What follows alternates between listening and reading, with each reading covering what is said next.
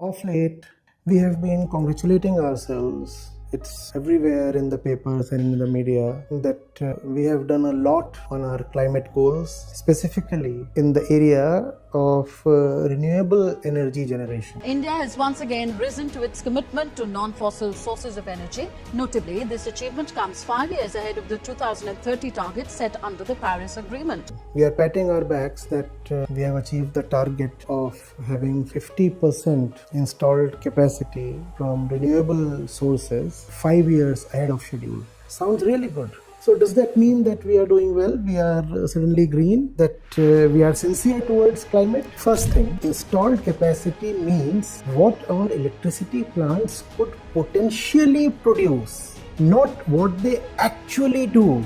Now, what is actually happening? The fact is, coal still generates 72% of India's electricity. And as you know, coal is the dirtiest fuel when it comes to the environment and the climate.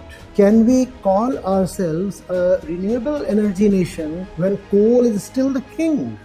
Point 2. Non-fossil is not always clean. Non-fossil does sound attractive, but do you know what it includes? Solar and wind, yes, but also nuclear and large hydro dams. Hydro, as you might know, has displaced millions of villagers, drowned entire forests, and even emits methane. And the greenhouse potential of methane is 20 times that of carbon dioxide. Should all of this be called green, or is it just convenient labeling? Point 3.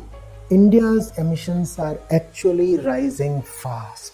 In 2023, we released 3 billion tons of carbon dioxide, making us the third largest emitter in the world. Point 4. The horrible fact is that coal in India is actually growing. India consumed a record 1.2 billion tons of coal in 2023. What's more, hold your breath, over 20 gigawatts of new coal plants are still being built. Then tell me, does that milestone in installed capacity change our coal addiction?